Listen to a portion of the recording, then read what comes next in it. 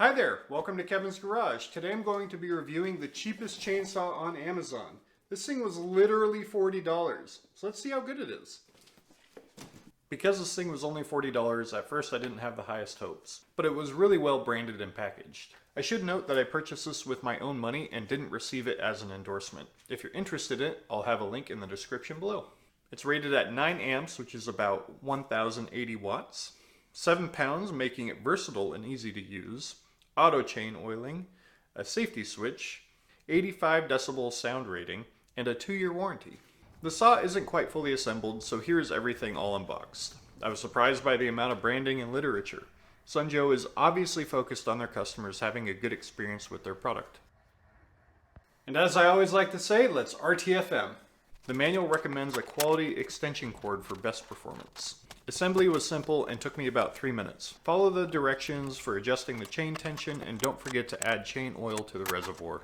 Once it's assembled, it's a good looking and quality feeling saw, especially for the $40 I paid.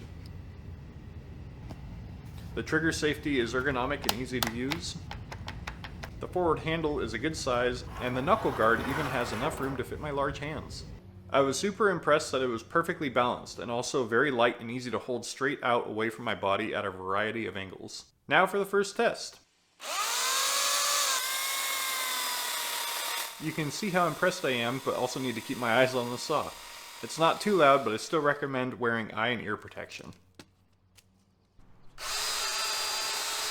I'm not a pro tree cutter, so I took my time and played it safe cutting this tree down. I cut off a branch and pulled it down so I could control where it fell and chopped it up. This saw made quick work of it, so I did it again with an even larger part of the tree.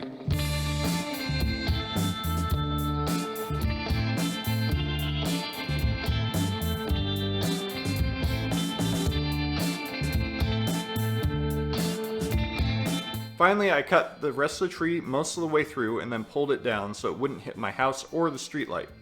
Stripping it down and chopping it up was easy, meaning the blade didn't dull quickly. Unfortunately, my camera died while filming this, but I got the job done quickly. I hit one limitation with the stump.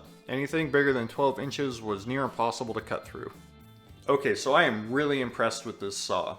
The blade held its sharpness and it cut through pretty much anything I threw at it. For around the house or even up at the cabin, it's perfect. This thing can be powered by a small generator. If you are interested in purchasing this, I have an affiliate link in the description that will take you to the best price option.